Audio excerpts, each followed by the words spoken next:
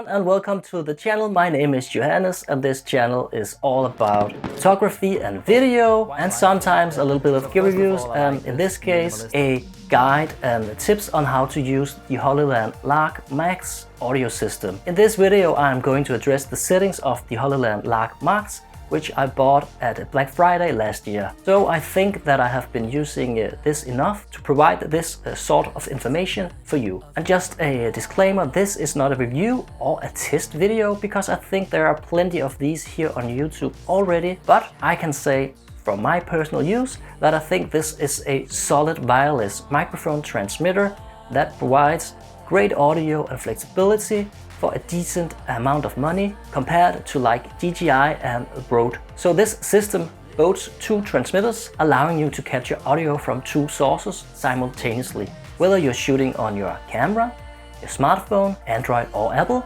or even your computer, this system has you covered with some great audio. Plus it comes with all these necessary cables and wind covers to get you started. And as you can see, I am recording on it right now. And just here quickly, I sometimes tend to mess up what is a receiver and a transmitter, but I'm trying to do this correctly. This means for me at least that this is the transmitter and the device you put on your camera, for instance, that receives the audio is the receiver, and I think this must be the right way to talk about these. Before we dive into the settings, let's also get familiar with the buttons and interfaces of both the receiver and the transmitters. From adjusting gain to toggling through menu options, I got you covered in this video on how to use this system like a real pro. So firstly we will start with the receiver, and the main screen here shows if we are connected to either of the transmitters. Then up in the left corner here it shows in which recording mode we are, and this little M here indicates that right now we are in a mono mode, and I will cover these modes later. The audio wave icon here tells if we have the equalizer function enabled, and then you can see different kind of cables that you plug in also showing up as icons on this line. And of course it will show you the battery level of the receiver. When we connect to a transmitter, we get a couple of options to control the transmitter remotely here on the receiver, which can also be done by using the buttons on the transmitter though. So before we do that, let's just explain how the button works here on the receiver. So we have the lock function here on the side, so you don't accidentally change anything here on the receiver. And you simply turn this on by pressing it once, and you can press it again with a single press to turn it off. And this button also acts as an off switch, and in this case if you want to turn off the receiver, you have to hold the button for like 5 seconds and it will turn off. Then the menu button here of course takes you to like the general menus and settings, but it also has a roll function, so you can go left and right in the menus, and if you press it then it will act as a select button. But the screen here on the receiver also has touch screen, and if you press on the left side this will take you to the left side of the menus, and if you press on the right side this will take you to the right side of the menus. And if you touch in the middle, it functions as a select button and it will select the item here in the middle of the menu. To go back, we have the circle button here on the right side, and this will take you one step back according to where you are in the menu system. And if you keep pressing this, you will eventually go back to like the starting base screen where you see which transmitters are connected to the receiver. When we are connected to a transmitter and stand in the basic startup screen here and use the wheel, you can change the output of the receiver, and this has nothing to do with the recorded audio in the transmitter, but it is the output that you get if you plug a headset into the receiver. If you touch on a transmitter here on the screen, we can control some things as I said earlier. The first thing we control is the waveform, which was the equalizer function, and you can also enable or disable this on the transmitter itself by pressing this button here on the side. And be aware that the equalizer functions only work when the transmitter and the receiver are connected. So if you use the transmitter as a recording device for itself, like a dictaphone, I think this is a word in English as well, then the equalizer function will not work. The middle icon mutes the microphone, which can also be done by double pressing this off button here on the transmitter. And lastly, the last button, this will start the internal recording on the transmitter, which can also be done by pressing the rec button on the transmitter. Once we're all set up with the basic functionality and button work, let's explore the receiver's menu, tweaking settings like recording mode, mic gain, and even the equalizer options. So inside the menu we find several different options, and let's just start from the beginning. Record mode menu is where you can choose between 3 kinds of recording modes. You can pick safety track, you can pick mono mode, and you can pick stereo mode. And this can be a bit confusing, but I will try to explain what these different modes are. With stereo mode, it puts one transmitter to the left channel and one transmitter to the right channel. Speaking into one microphone, speaking into another microphone, speaking into both microphones. I hope this illustrates how it works. This is ideal if you're going to mix each person individually in post. But of course you are not going to want to output one person's voice to the left channel and one person's to the right channel. So in post you have to turn this audio track into a mono track so that they both go to left and right in post.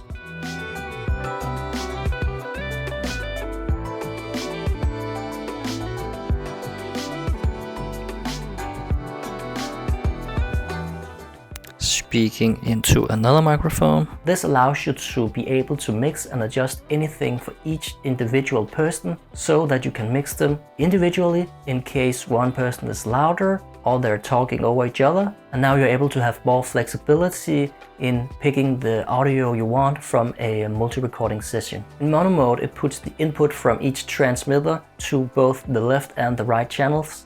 So with one transmitter on, you'll get the same audio on the left and the right channel. Now if you have both transmitters on in the mono mode, both of them will each go to the left and right channels at the same time. Now with safety track mode, both transmitters work just like in mono mode. Both of them go to the left and the right signals, so you're hearing both of them on the same channel. However, with this one, you actually have one channel that's set to whatever the gain is that you selected, and the other channel is actually -6 decibels. The device is set to safety track. I hope you visually can see that there is a gain difference here. So it's more quiet, and that way if anything peaks in your recording, like if anything goes louder suddenly, then you have this safety track where you have a lower recording of the audio, so it should be possible for you to pull down the audio without clipping and losing information. So in post you don't have to worry about any distortion on your audio. So I hope this makes sense, because as I said, it can be a little bit confusing. But let's go back here and look at the mic settings menu. In here you find mic gain, and this allows you to adjust the sensitivity of the microphone on the transmitters, so you can control the gain to ensure optimal audio quality based on your recording environment. And I usually leave this around 5 because I think that the gain is set a little low on these devices. So this is just for you to know. Then you have the auto record function, and this simply works in the way that if you take out the transmitter from the case, it will automatically start recording. And this can be useful in situations where you need to capture audio immediately without having to manually press the record button. You can also choose to disable this feature if it's not needed. I usually keep this on off. Then you have the stop record lock, and this will turn off the record button on the transmitter, so you cannot stop the internal recording by touching this button on the transmitter. And this is like a safety function, of course, so you don't do this by accident. Then there's the auto off function, and this is kind of self-explaining, but it will turn off the system after 15 minutes of inactivity if you put this on. Then there is the LED brightness, and the LED brightness setting allows you to adjust the brightness of the display screen on your transmitters, and you can choose between normal and you can choose between a low brightness level. Then there's the storage function, and this will show you how much storage there is left on the devices, and you can also format the storage card directly from the menu if needed. And this is great if you kind of forget to do this when you export the audio and you need to start from fresh. So the phone speaker function here, this had me really confused for quite a long time because the manual does not really explain this function, I think. But what I found is that when you enable this function and you have the transmitter plugged into the phone with the USB-C cable, you can play audio on the phone through the speaker. It puts one transmitter to the left channel and one transmitter to the right channel. And if you do not enable this function, you cannot play audio through the speaker while you have the receiver connected to the phone. So here we are at the equalizer settings, and these offer 3 presets.